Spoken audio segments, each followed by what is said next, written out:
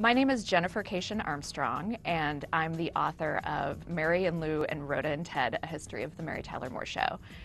And I'm going to tell you 3 things that you may not have known about the Mary Tyler Moore Show, even if you're one of its biggest fans. The first thing is that actually, perhaps its biggest fan of all time is named Joe Rinoni. He started writing them letters when he was 20 years old and an accounting student from Rhode Island. Every week he was going to write a 5-page typed letter that would analyze that week's episode, and he thought, he might be giving them valuable information and feedback. He started doing that, and about halfway through the first season, he got a birthday card from them.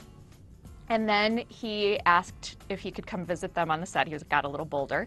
And they said yes, and they actually invited him out for a week, took care of him, and in fact stayed in touch with him until the end of the show, and he was able to come back for the finale. The second thing is that producer James L. Brooks, who was very afraid of speaking in public, it should be said, was invited to speak on a panel with Gloria Steinem at a huge feminist conference in Texas about women in the media, and had, almost a little dust-up with Gloria Steinem that still seems to kind of haunt him. Steinem was moderating a panel, and she started off talking about how Mary Richards had asked for a pay raise to equal that of her male predecessor, but didn't get it. A lot of feminists felt like Mary Richards was not enough of a women's liber for that time to be the representative of women on television.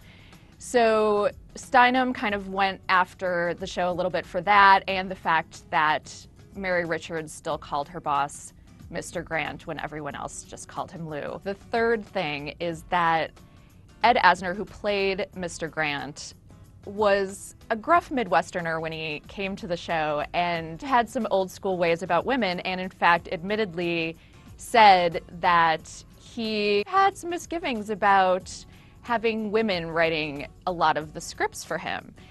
But he eventually learned a lot from being on the show and from having women write for him. He thanked a lot of them in his Emmy speeches later, and eventually came around to really being an actual card-carrying feminist and delivered the National Organization for Women's 20th anniversary broadcast.